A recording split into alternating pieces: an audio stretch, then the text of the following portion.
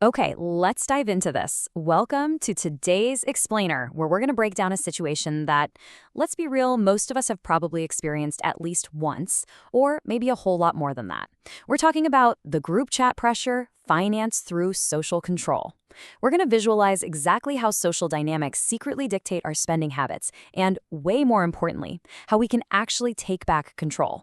So get comfortable and let's dissect a highly relatable, everyday financial trap. Picture this scenario. You're just relaxing, maybe you're finishing up work or studying, and suddenly your phone buzzes. It's the group chat. Your friends drop a message that simply says, "Let's all go out tonight."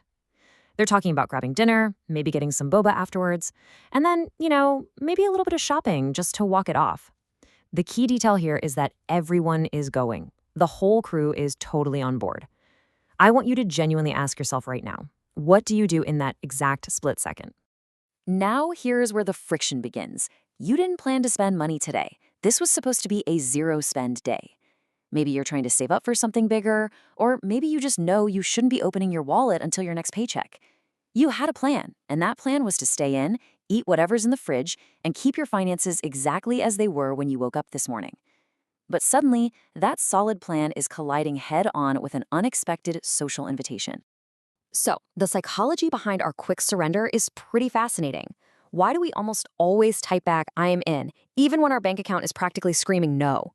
Well, it basically breaks down into three powerful psychological triggers. First, everyone's going. The social momentum is just massive. Second, you don't want to miss out. That classic fear of missing out, or FOMO. You picture the inside jokes that'll be made without you. And third, and honestly, this is the quiet part we rarely admit out loud, you really don't want to seem broke to your peers. The social perception of our financial status is a massive driver in our decision-making. Which brings us to section 1, the unseen costs. All right, so you typed "I'm in," you got dressed, and you went out. But let's slow things down a bit and walk through the actual timeline of the evening chronologically. Step 1, you sit down for dinner. You get an entree, maybe split an appetizer, factor in the tip. That's $20 for food. Step 2, the group decides to go get boba. You weren't even really thirsty, but everyone else is ordering, so you get a fancy drink. That's another $8. Step 3, you're all just walking around afterward. Maybe you pop into a store and you see something small. A $15 random purchase. Just a little something. Now, none of these individual steps feel like a financial disaster in the moment. They're just small, seemingly harmless microtransactions. But then we look at the total. Over $40. Boom. Gone. In one single night, you just spent over $40 that you absolutely did not plan for when you woke up that morning. When you look at it isolated like this, the reality of that total cost really hits home, doesn't it? That is the evening's timeline stacking up against you. So, the crucial point is this. The real problem here isn't just the math. It's not just that you lost $40.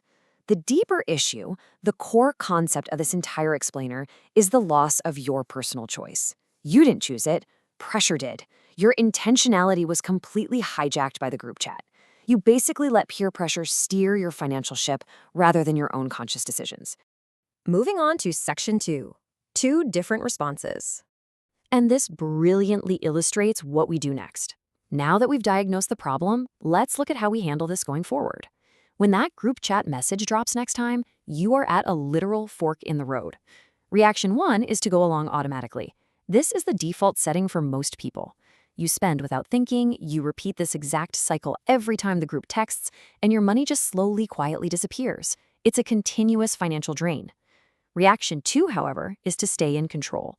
This is where empowerment lives.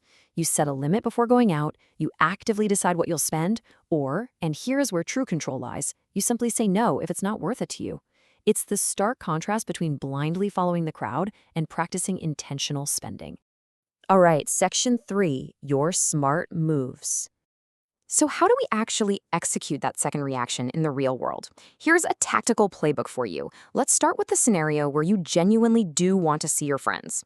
If you still want to go, you don't have to completely ruin your finances. First, set a hard budget. For example, tell yourself, "I am spending $15 maximum tonight," and actually stick to it. Second, actively skip the extra purchases. When everyone gets the $8 boba, just enjoy the company without buying the drink. Third, and this is a classic hack, eat before going out. Arrive full, order a small appetizer or a water, and you've literally just slashed your evening cost by 70% while still getting all those great social benefits. But what about the times you look at the group chat and you really just don't want to go? Or maybe you absolutely cannot afford it right now. You have alternatives here. First, you can redirect the group. Suggest a cheaper plan. Say, hey, instead of an expensive dinner, why don't you guys just come over to my place and we'll hang out? Or secondly, exercise your right to just skip the event entirely and do it without feeling guilty. You are 100% allowed to protect your peace and your pocketbook at the same time. So, I want to pose this challenge to you, and I really want you to burn it into your memory. Next time this happens, right before you type I'm in, pause and ask yourself, am I choosing this or am I just following? Are you spending this money because it brings you joy and fits your financial plan, or are you just drifting along in the wake of the group chat's momentum? Reflecting on your internal motivation is the ultimate defense against those unseen costs. Let's move to and see how this builds into section 4, the mindset shift. To truly master your money in social situations, we have to completely reframe how we view ourselves within the group. We so often think confidence is about keeping up, right? About having the newest things or always being at the center of the action. But real social and financial confidence, it's being able to say no, even when everyone else is saying yes. It takes a massive amount of courage and self-assurance to draw a boundary, look at your friends and say, I'm sitting this one out, guys, have fun.